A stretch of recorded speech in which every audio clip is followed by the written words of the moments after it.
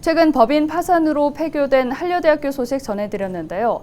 설립자가 같은 광양보건대도 어려운 상황이 지속되고 있습니다.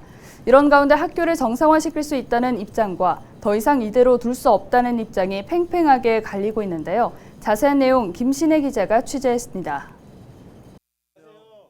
설립자의 수백억 원대 교비 횡령이 드러나면서 비리 사학이라는 꼬리표가 붙은 광양보건대학교. 입학 정원 감축과 장학금 지원 등 각종 제한이 잇따르면서 학교 사정은 점점 악화됐습니다. 올해 입학생은 30명 남짓. 입학 정원의 10%도 채 되지 않고 일부 학과는 재학생이 한 명도 없습니다. 교직원들도 지난 2018년 10월부터 4년째 월급을 받지 못하는 실정입니다. 체불 금액과 이자를 합하면 100억 원 정도로 추산됩니다. 광양보건대는 현실은 열악하지만 학교를 정상화할 수 있다는 입장입니다. 재정기여자 모집 절차를 거쳐 25일 지역의 한 기업을 우선 협상 대상자로 확정했고 이번 주 중으로 교육부에 승인 요청 공문을 보낼 계획이라고 밝혔습니다. 우리 학교에 재정기여를 하시겠다고 하는 분은 교육관도 투철하시고 또 인재 양성에 대한 것, 또 그로 인해서 지역사회에 기여하고 국가 발전에 이바지하겠다는 그 가치관이 뚜렷하신 분이어서 지난 10년 동안 대학을 살리기 위한 재정기여자 모집을 했지만 지금처럼 확실하게 모집이 된 적도 없고 또 최근 교육부에서 발표한 자료에 의하면 지자체와의 상생 협력을 통해서 대학을 회생시킬 수 있다고 했는데 투트랙으로 가고 있습니다.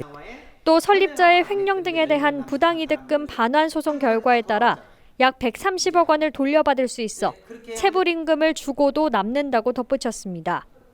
해당 소송은 현재 대법원에 계류 중입니다. 하지만 이와 반대로 대학 정상화는 불가능하며 더 이상의 피해를 막기 위해서는 폐교 절차를 밟아야 한다는 입장도 팽팽히 맞서고 있습니다. 전국 교수노조 광양보건대 지회 등은 광양보건대 교수 24명의 동의를 받아 법원에 법인 파산 신청을 했습니다. 올해 법인을 파산하고 내년 2월에 폐교돼야 한다는 입장입니다. 학교가 정상적인 교육이 어려워 학생들이 학습권을 보장받지 못하고 재정기여자 모집 등도 수년간 이어왔지만 교육부의 승인 기준인 횡령금 400억 원 변제를 충족시킬 기여자를 찾지 못했다는 겁니다. 교수로서는 차마 해서는 안 될 이런 폐교 요청이라든가 파산 소송을 하게 된 가장 큰 이유를 저한테 묻는다면 제대로 된 교육을 할 수 없습니다. 우리 어려움은 차치하고라도 이건 학생들을 도저히 방치해서는 안 된다. 교수들의 어떻게 보면 마지막 양심 선언이다라고 이해해 주셨으면. 교직원들의 입장이 정반대로 갈리는 가운데 폐교와 대학 정상화의 기로에 놓인 광양보건대. 교육부가 어떤 결정을 내릴지 관심이 모이고 있습니다. 헬로티비 뉴스 김신혜입니다.